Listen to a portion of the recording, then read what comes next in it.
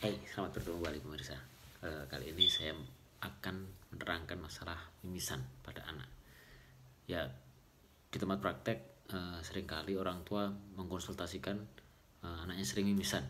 Nah, itu membuat biasanya ibu-ibu panik. Ya, tapi itu sebenarnya hal yang biasa. Artinya secara umum, ya itu tidak merupakan suatu yang serius. Yang memang ada beberapa yang memang merupakan itu suatu tanda penyakit yang serius. Nah, jadi kalau saya terangkan, saya akan coba breakdown satu-satu kondisi pembuluh darah di dalam hidung ya, yang fungsinya untuk menghangatkan saluran pernapasan itu dia masih rapuh, masih tipis ya, sehingga dengan adanya pemicu seperti udara yang panas atau kering, nah, akhirnya terjadi pecah spontan. Itu bisa, atau mungkin aktivitas yang berlebihan itu juga bisa terjadi pecah spontan, atau mungkin karena demam tinggi ya, sehingga aliran darahnya juga meningkat, akhirnya pecah spontan, akhirnya terjadi mimisan. Itu bisa terjadi. Nah, itu penyebab karena pembuluh darahnya masih cukup rapuh, masih cukup rentan untuk terjadi pecah. Mungkin bisa jadi karena adanya deviasi septum. Jadi mungkin kalau orang bilang hidungnya bengkok gitu ya. Jadi di dalam hidung ini ada pembatas ya. Nah, kadang pembatas itu bengkong, jadi nggak simetris antara kiri dan kanan. Nah, di sisi yang tipis atau di sisi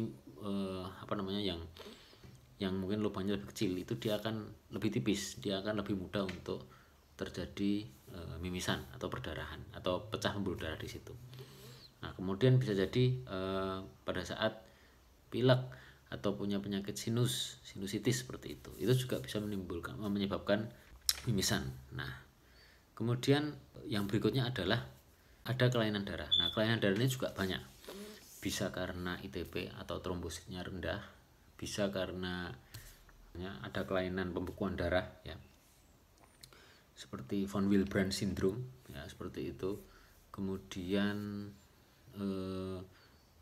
ada yang lebih serius lagi, misalnya seperti leukemia atau kanker darah. Itu juga bisa suatu tanda penyakit serius. Cuma itu sangat jarang ya. Yang paling banyak yang tadi karena udara kering ya, trauma atau kebentur ya, atau dikorek-korek ya, korek-korek hidung ya, akhirnya pecah pembuluh darah, akhirnya mimisan.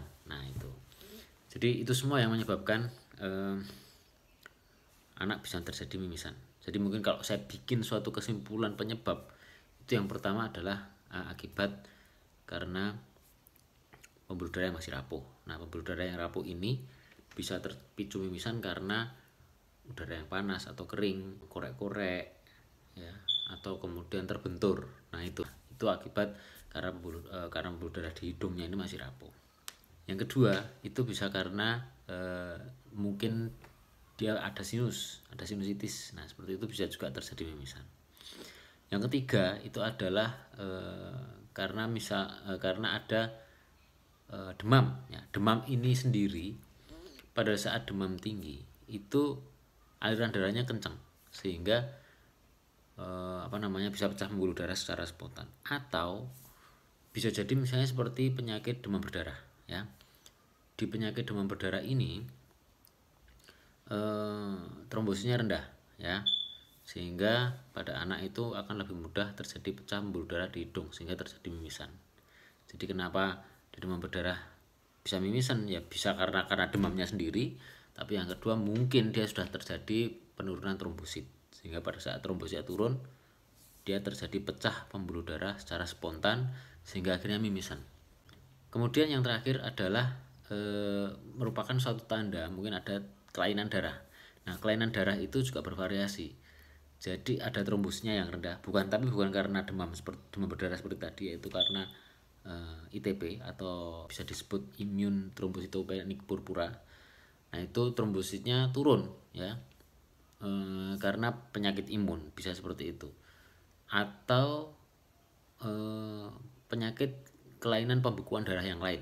Nah, seperti yang saya sebutkan awal tadi. Contohnya seperti von Willebrand disease. Terus kemudian yang berikutnya yang lebih serius, mungkin suatu tanda eh, kanker darah atau leukemia. Nah, makanya kalau putra putri bapak ibu semua ada mimisan, ya, yang pertama dikerjakan, jangan panik dulu, ya. Nomor satu, jangan panik. Kalau panik nanti kita tidak bisa menangani anak kita dengan baik, ya. Itu nomor satu. Kedua, biarkan dia duduk dengan posisi seperti ini.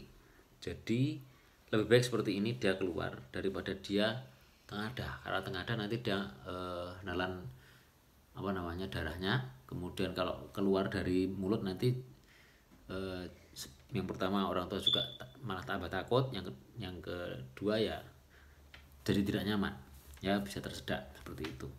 Maka sebaiknya dengan posisi seperti ini, kemudian kita pencet batang hidung.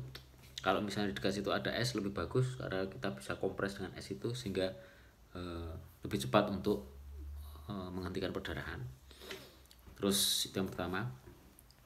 Yang kedua, ya. Yang pertama tadi jangan panik, yang kedua posisi, yang ketiga dipencet di batang hidung, ya.